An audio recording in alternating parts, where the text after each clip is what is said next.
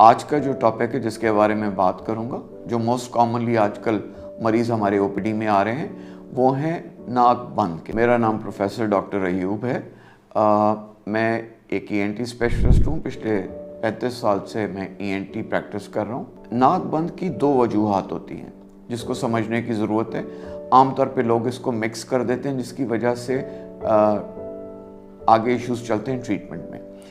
नाक बंद रहने का बेसिक मौसम के एक तो चेंज के साथ है, यानी कि जब भी गर्मी से सर्दी होगी, सर्दी से गर्मी होगी, तो एलर्जी वाला एलिमेंट जो है कुछ पेशेंट्स में चल रहा होता है, जिसकी वजह से नाक बंद होना शुरू हो जाती है। इसके साथ साथ जो चीज़ बैकग्राउंड में चल रही होती है, जिसको आमतौर पे लोगों को पता नहीं होता, वो ये होता है कि लोगों की आमतौर पे नाक की हड्डी थोड़ी बहुत टेढ़ी होती है अंदर से, और साथ में एलर्जी की वजह से गुदूद होते हैं जो स्लोली काम कर करके उनका साइज़ बढ़ जाता है। अब होता यह है कि जैसे मौसम चेंज होता है, नाक की हड्डी पहले टेढ़ी है, नाक में गुदूद हैं, जिसकी वजह से नाक में जगह ऑलरेडी कम है।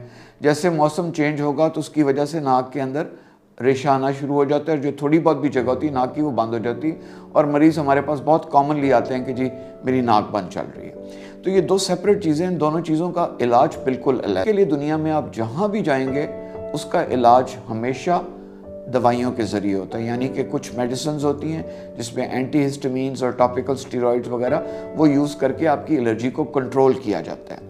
दूसरा प्रॉब्लम जो नाक बंद रहने का है, वो उसका इलाज दुनिया में आप जहाँ भी चले जाएं हमेशा सर्जरी के ज़रिए होता है।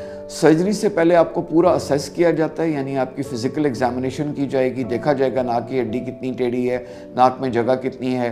फिर उसके बाद आपका सीटी स्कैन कराया जाता है। सीटी स्कैन जो है उसके अंदर एग्जैक्टली देखा जाता है कि क्या हालात चल रहे हैं। एंड नाक बंद रहने का जो फाइनल ट्रीटमेंट है वो सर्जरी है, यानी छोटी सी सर्जरी होती है, रफली कोई आधे पौने घंटे की।